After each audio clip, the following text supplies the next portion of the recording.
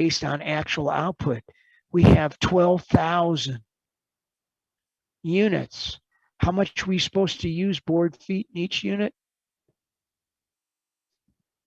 1.8, am I right? That's not hard, but you got to know that. Students have trouble with that. I don't know why. So they should have used how many board feet?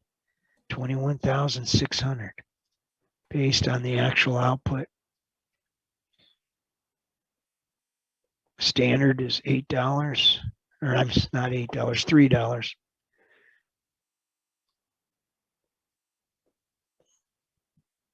So that's going to give us 64,800. Just like the middle column. Is that going to be common? Probably not. Maybe it's just this particular problem. So we don't have a variance here. We got 0 variance. So what's our total spending variance? Well, we had an unfavorable $6,480, and we had 0 variance here for the quantity variance. So overall, our total spending variance is $6,480, and it's still unfavorable. So you got all the points here. You have the correct names for the variances for direct material. You have the dollar amount, whether it's favorable or unfavorable. Everybody good with that? Not everybody came up with that, but they made mistakes. Let's learn from it. Everybody makes mistakes, especially when you're first learning something. I don't get too upset about it, but I get upset if people don't redo it, because the best way you learn it is if you did it wrong, that's in your mind. If you don't do anything between now and the exam, you'll probably do it wrong the same way. You got to correct that thinking and the process and practice doing it right. So as soon as you can, maybe today we might end a little bit early. I would redo whatever you messed up on. Okay, questions? No questions? Then we're moving on to direct labor. We got the exact same columns. Instead of quantity, it's actual hours, because direct laborers get paid by the hour times the actual rate. We got actual hours times the standard rate. And then we got the standard hours that should have been worked based on actual output. So there you go, the model right there. And then are we going to have a total spending variance?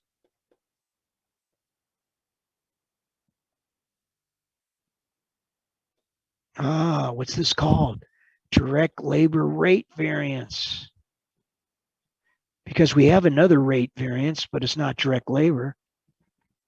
It's variable manufacturing overhead rate variance. And notice efficiency variance. Efficiency variance, both the variable manufacturing overhead and the direct labor has this part of the name the same, rate variance, efficiency variance. So this would be our direct labor efficiency variance, direct labor rate variance. So you look at the data. They tell us the actual rate paid was $17.50. You see that they worked 0.92 hours. Well, what's the total hours they worked in total? If they produce 12,000 units and they worked 0.92 hours on each, then we just multiply the 0.92 times the 12,000. And what do you get? 11,040 hours. That is correct. So now we can take the actual hours worked. Going to let the readers know these are in hours, 11,040 hours at $17.50. So the actual cost of our direct labor for this time period is $193,200. We're going to compare that with the actual hours, 11,040 times the standard rate is $18, isn't it? So when we multiply the actual hours. Isn't it by $5? Oh, never mind. Times 18. Get 198,720. So this number's smaller. The one on the left and the right, that's going to be favorable. And without even thinking, well, if we pay $17.50 and the standard's 18, we're under what they wanted us to pay. So that could be a good thing. It might be. We'll find out overall. So the difference between 193,200 and 198,720. Let's see what my calculator says.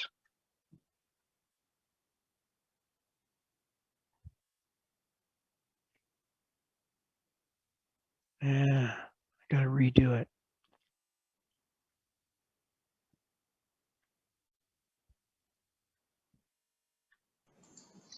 $5,520. That's what you got? Yes. All right. Did anybody else get that? I got it too. That is correct. It's favorable. Did you identify it as favorable? Somebody identified as unfavorable. So they don't quite get, hey, the number on the left smaller, that's favorable. Because we got actual going on over here. We got actual times standard. We should have paid $18. Oh, we only paid $17.50. That's below. That's good as far as paying out our labor costs. But now, were they efficient? Let's find out. So standard hours the direct laborers are supposed to work is 0.9, correct? For each unit produced. 12,000 units are produced, so we multiply 0.9. So is that 10,800 hours? And the standard rate is 18. Yes. So we multiply that. And did you get 194? Yes, 400. Yep. Oh, which number's larger? 4,020. Oh, the numbers on the left is larger. That's going to be unfavorable right off the bat. Look at, they worked 11,040 hours. The standard says based on what was produced, we should only work 10,800. They were not efficient. It's going to be an unfavorable variance. So is that $4,320? Nobody Yes. got it? Okay, good. Now we have an unfavorable and a favorable. Was it worth hiring maybe less experienced workers? We got to pay them less money, but overall we end up with an unfavorable variance, do we not? Because 5520, which is favorable, wait a second, we do end up with a favorable quantity variance. What did you get, Tyler? 1,200 favorable. Yes, this number's larger than that. So it worked out for us that we were, maybe the reason we paid them less because they were inexperienced and they were a little bit inefficient, but the overall result is a positive $1,200. $1,200 for the week or for the month, whatever the time period is. If you own the company, would you like another $1,200 in your pocket? Sure you would. The average person wants more. The average person wants more, never satisfied. Why is human beings that way? Why are human beings trying to break records all the time? They're not satisfied. They're pushing themselves.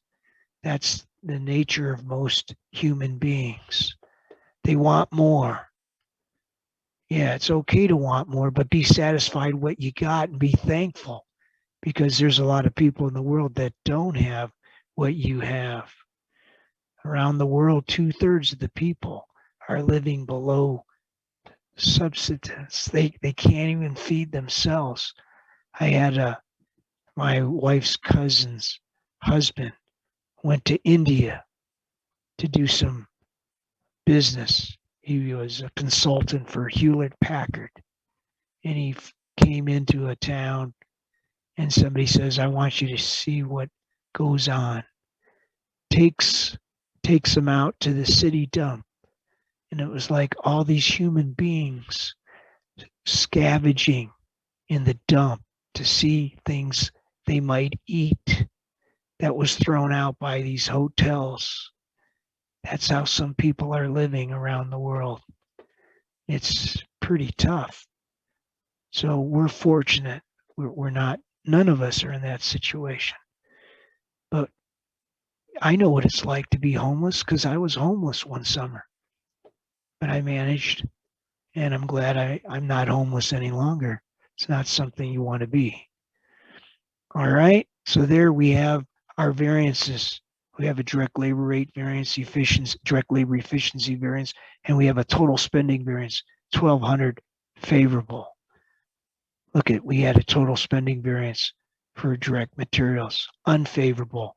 Right now, just looking at the two, we got a problem here. And it's not because the quantity used, it's because the price is 10% more what we're paying than what the standard is. All right, so you should be able to analyze the information. It's not rocket science.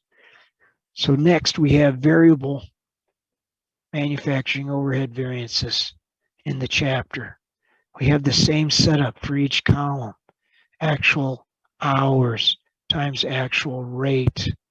We have actual hours times standard rate. We have standard hours based on actual output times standard rate. A lot of similarities. The direct materials, they got actual quantity instead of actual hours, but it's the same concept.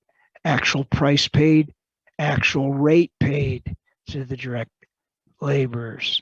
So our variable manufacturing overhead, the hours, the actual hours for variable manufacturing overheads based on direct labor hours. So they were inefficient, 0.92 hours, right? Times the the times 12,000 units, we're going to get the exact same hours as our direct labor hours, 11,040, times the actual rate. Do they tell us? They do. Some problems don't tell you the actual rate. They just tell you the total actual cost paid, but you can calculate what the actual rate is. All right, so the actual rate was $4.50.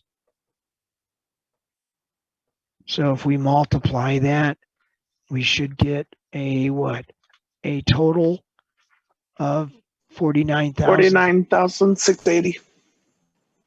Very good.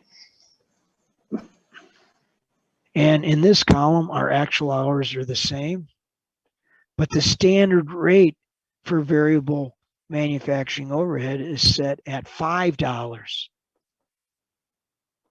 So right off the bat, oh, the actual rate was lower than the standard.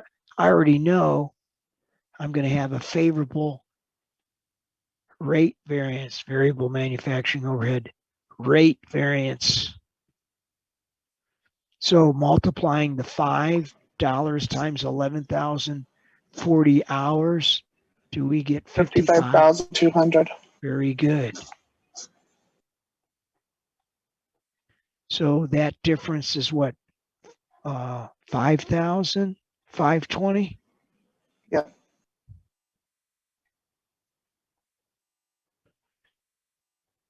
So if all we have to do is find the difference, 5 minus 450, 50 cents for every hour. So multiply 50 cents times 11,040 actual hours, and you get 5,520. Both methods get you the same results. So now we have variable manufacturing overhead rate, efficiency, not rate, but efficiency variance. And our standard hours, that's where we are are in trouble because we're supposed to work 0.9 hours times the 12,000 units produced. What's that give us? 10,800 hours. Exactly. So you take those hours. Oh, I'm looking at it already. Here's actual. They're more than what we should have had. So I could just write down that's going to be unfavorable. And we're going to multiply it by $5.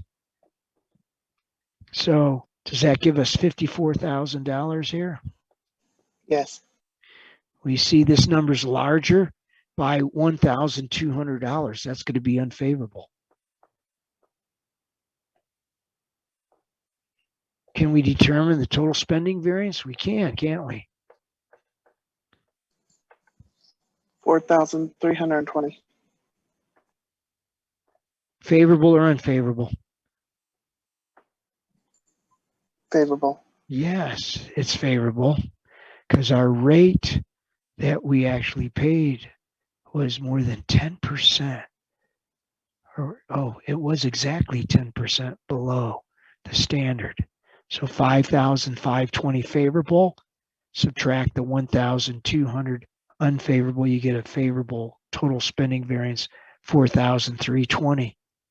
So this is the biggest culprit. If I'm the management, I'm going, here's our problem right here. What if we can eliminate that or cut it in half? What if we can cut that problem in half? That'd be $3,200. Wouldn't that be a nice increase if we could do that? But that sticks out like a sore thumb. The reason the variable manufacturing overhead is favorable here because we have a rate that's below the standard. The inefficiency of the direct laborers, they work more hours than they're supposed to. They worked 11,040. Based on the units produced, they should only work 10,800. When direct laborers are inefficient and the variable manufacturing overhead is based on direct labor hours, you're going to see inefficient variable manufacturing variance being inefficient as well. So because the direct labors are inefficient, that's 4,320, and you might as well add another $1,200. And that inefficiency is the total amount because the workers couldn't meet the standard. All right. Questions on the calculations. So make sure that you give me all the variances. Then they break it down, the second part of the problem. They go for each category. Our direct materials, price variance, 54 cents, unfavorable per unit. And the net total spending variance then per unit is 54 cents, unfavorable. Labor rate variance, favorable. Efficiency variance, unfavorable. The net result, 10 cents, favorable per unit produced. Variable overhead, we have 46 cents favorable for our rate variance efficiency, unfavorable 10, overall 36 cents favorable. So we got overall the variable manufacturing overhead and the direct labor are favorable. But the biggest problem we have is with the price variance. That one thing being over by 30 cents causes the overall to be unfavorable. Can we fix that? Can we cut that in half? Can we reduce it? You, as the manager of running the plant, you got to talk to the person purchasing the material and find out why they didn't pay the standard that was set. It might be because prices skyrocketed that's out of their control. Or maybe they're buying materials from a friend of theirs and they're getting a kickback. Does that happen in the real world? Well, you're dealing with human beings And many of us are flawed. And when you have a flaw that bad, it can cost people their jobs. All right. Any questions on 1013? We had a lot of people get it right. There's a few that missed it. But hopefully by going over it, if I can scratch this out, it's legible enough for somebody to follow. I don't expect on exam conditions your handwriting's going to be perfect. But I got to be able to read it. I got to understand what you're telling me here. Oh, I understand AH, actual hours, times actual rate. I got it. Any questions on that? So both the labor efficiency and variable overhead efficiency variances are affected, as I mentioned, by the inefficient use of labor time. So if it wasn't for the inefficient use of labor time, the total variance in unit cost for the month would have been favorable by 38 cents rather than unfavorable by 8 cents. So even though the excess of actual cost over standard is only 8 cents, the details of the variances are significant. Material price variance unfavorable, 6,480, and it warrants further investigation. Labor efficiency variance of $4,020, you need to investigate that as well, because the inefficient use of labor time affects the variable manufacturing overhead efficiency variance. All right, any questions or comments on problem 10-13?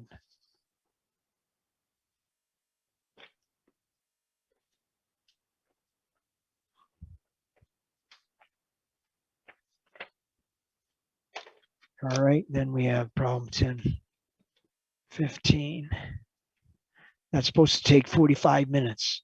That's what the author says it should take a student, 45 minutes. So did we race through it here in class? Not really. We did it step by step.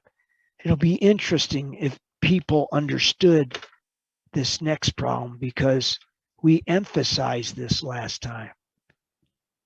The Miller Toy Company manufactures plastic swimming pools at its Westwood plant. The plant has been experiencing problems, as shown by its June contribution format income statement below. Shows a flexible budget and actual. Something we learned in chapter 9, didn't it? The variable cost of goods sold. Interesting. The actual, that's a big difference, isn't it? Because our sales are right on, but there's our biggest problem right there. Janet Dunn, who has just been appointed the general manager of the Westwood plant, has been given instructions to get things under control. Upon reviewing the plant's income statement, Ms. Dunn has concluded that the major problem lies in variable cost of goods sold. She's been provided with the following standard cost per swimming pool. So the variable cost of goods sold. When you're manufacturing a product, you have product costs, direct materials, direct labor, and manufacturing overhead. Manufacturing overhead is broken into two parts, into the variable manufacturing overhead and the fixed manufacturing overhead. We're going to get to the fixed manufacturing overhead variances when we look at the appendix to this chapter. During June, the plant produced 15,000 pools. Oh, that's an important number because remember, the standard is going to be based on actual units produced, right? And they tell us they purchased 60,000 pounds of material at a cost of $4.95. So we have the actual quantity purchased, we have the actual cost per pound. Under used 49,000 right there. That should be highlighted. Oh, we used 49,200 pounds, but we purchased 60,000 pounds. So what should pop into your head right away? Something we talked about last time. Step down method. Yes, it should be like bells are ringing, lights are flashing. Hey, we got a situation here where we didn't put everything into production. So therefore, what's different in that situation? What's going to be different with the variances, Tyler? There's going to be no way to calculate the spending variance. Right.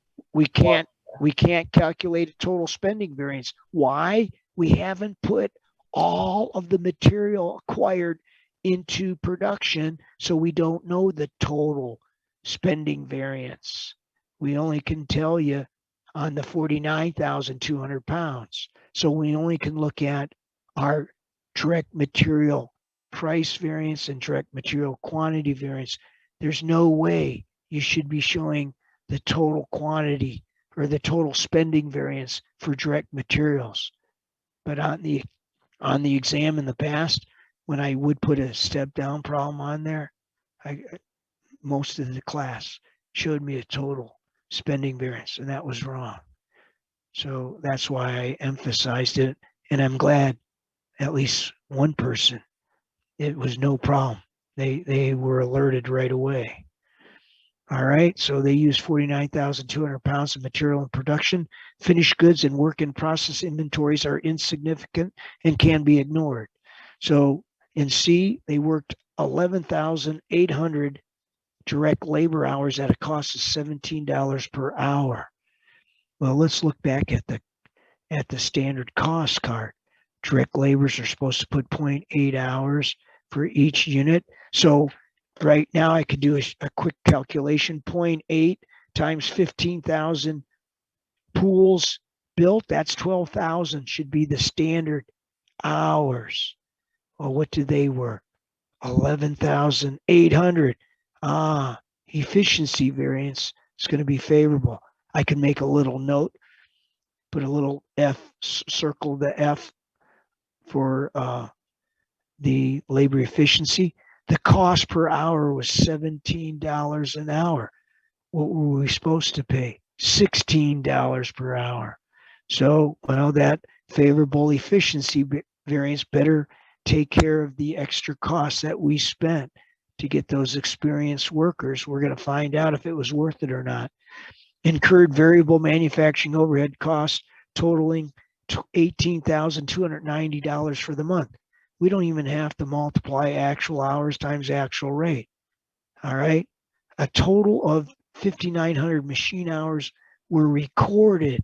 Is the company's policy to close all variances to cost of goods sold on a monthly basis. So we're supposed to compute the following variances for June: the material variances, the labor rate variances, variable overhead efficiency variances.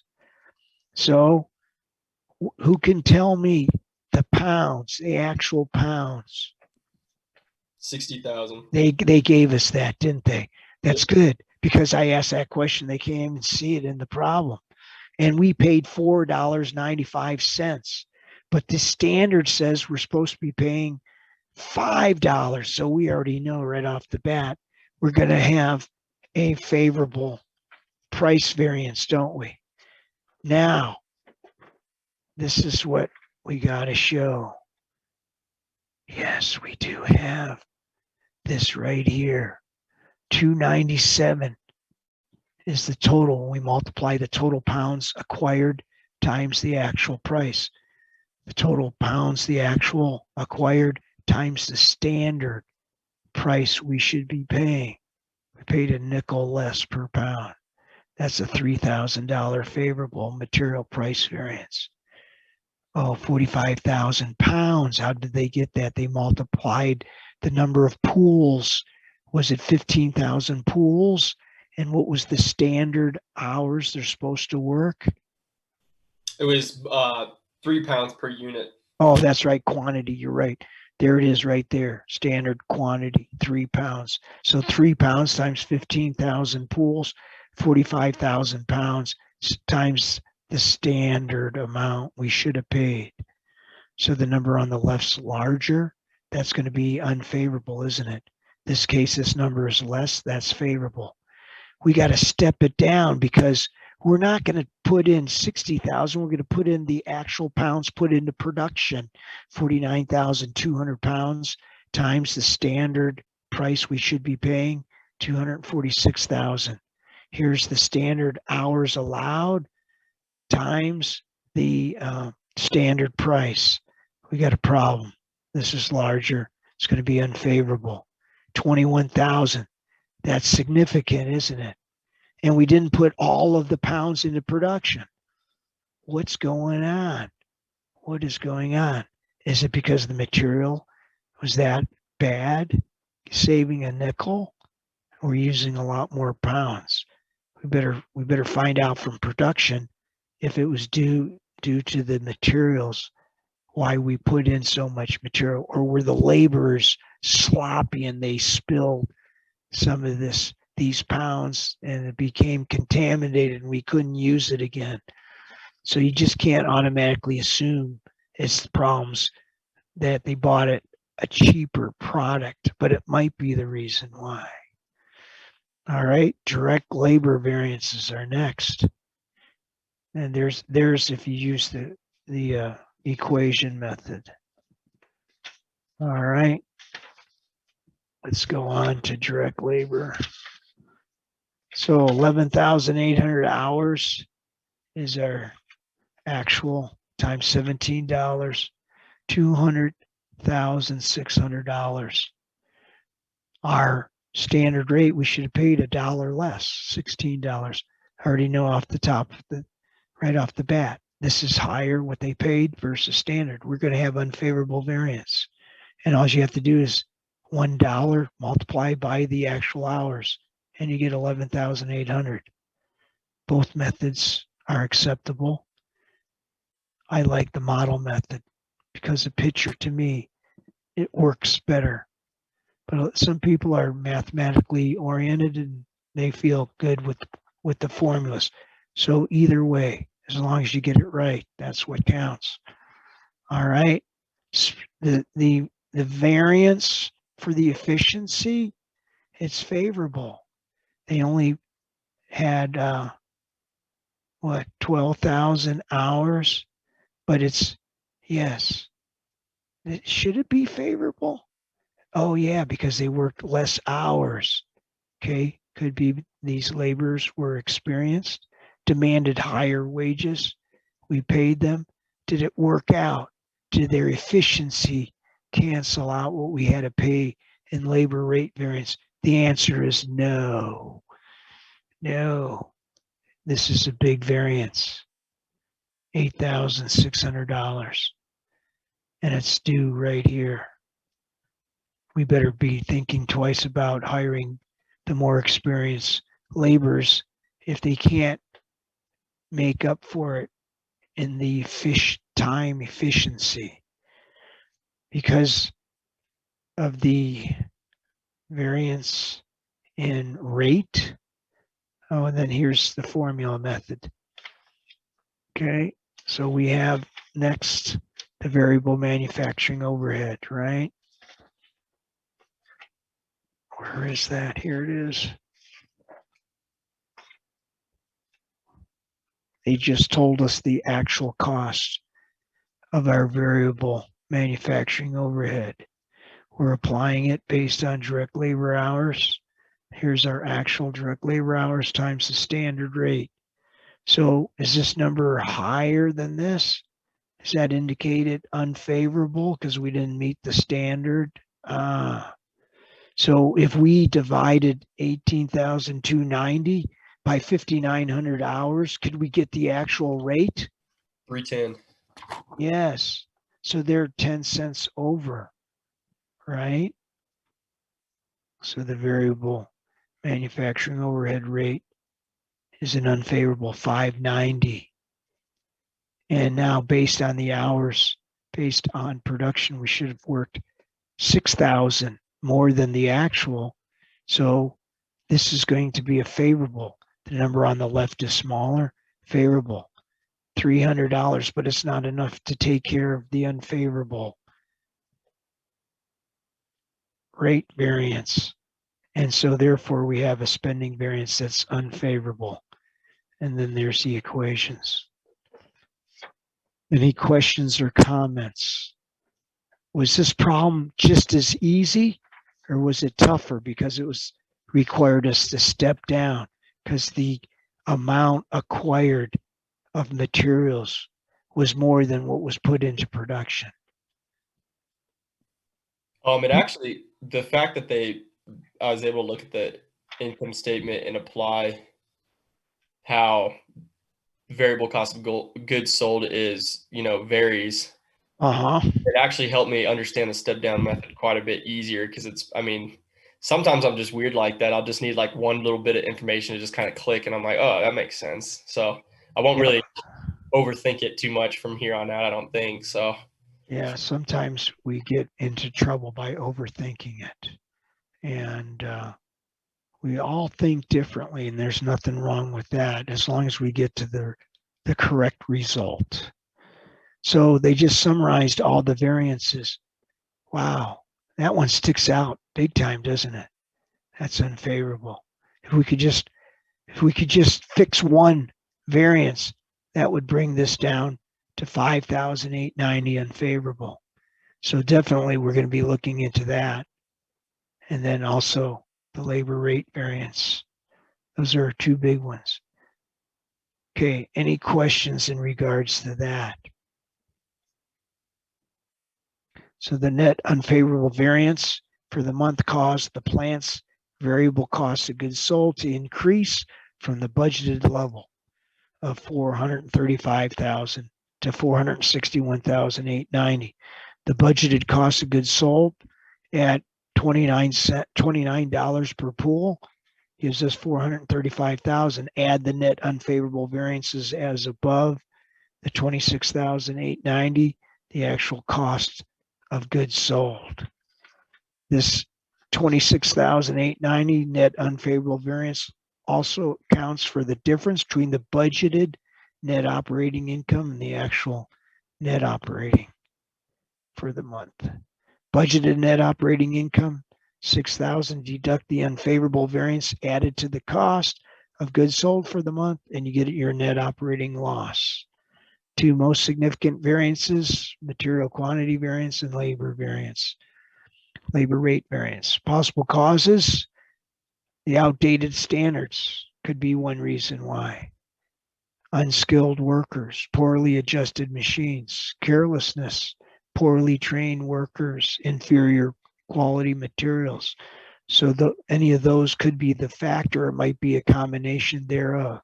Labor rate variances, outdated standards, change in pay scale, overtime pay, etc. All right. Questions? You know exactly the type problem without me having to tell you. Be ready for it.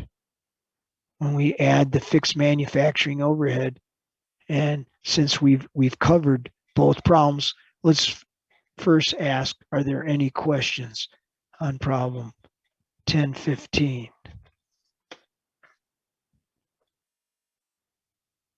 Everybody have a good handle on it? Well, we're going to do the appendix next. There's A and B. I want you to read both parts, A and B, because I'll have some multiple choice questions on both. But our variances for fixed manufacturing overhead, write this down. The difference between the actual fixed manufacturing overhead compared to the flexible budget. Remember in chapter 9, we calculated a flexible budget. And what did I say? What's flexible in a flexible budget? only the variable portions. That's right, only the variable cost. So when we're looking at fixed manufacturing overhead, there's nothing variable about it. Whatever we set in the fixed flexible budget for fixed manufacturing overhead, that's it. You're not going to be multiplying anything in that middle column like you did with direct materials, direct labor, and variable manufacturing overhead. And under exam conditions, students just start getting things mixed up, and they just take the fixed manufacturing overhead, figure out the rate that we're applying, the fixed cost at the standard rate times the actual hours, and that's wrong. What's the fixed flexible budget? It's not flexible, it's fixed. So when they tell you the fixed overhead is, if it's 20,000 for the period, that's what it is. And the actual is 22,000. You got a difference between the actual and the budgeted, the flexible budget. We call it a budget variance. It's going to be unfavorable if the actual fixed manufacturing costs are higher than what the fixed manufacturing overhead was supposed to be in the planned budget. So the planned budget is going to be the same thing as the flexible budget. Fixed costs are not going to vary. And then the difference between the flexible budget and the amount that's been applied, remember, we're applying it as if it's a variable cost, but we know fixed costs aren't. But this is how we apply overhead. So the difference, the name of the variance is called volume variance, because if you're producing more units than what you had planned for, you're going to spread out the fixed manufacturing overhead over more units. And so you're going to have a favorable, and it had nothing to do with the budget. It all turned out favorable because of the volume. We exceeded the number we thought we were going to do. And then the opposite is true if you produce less units. All right. If I got that right. If not, you'll read it and say, oh, that wasn't what it is. It's the opposite. So read that appendix carefully. Know the names, know how to calculate it. We'll be going over examples next time. Okay. Any questions? We have a few minutes left. If there's no questions about the material, then I'll stick around a few minutes. People might have specific questions in regards to their grade or whatever. So I'll stick around for a few minutes. If not, have a good weekend. And You too, Ed. all right, keep working hard. I'm your coach. I try to motivate, try to get you guys to do more than you think you can do. That's what a successful coach does. If I can get more out of the players, we're going to have a more successful season. UCLA did that in basketball. They were 11 seed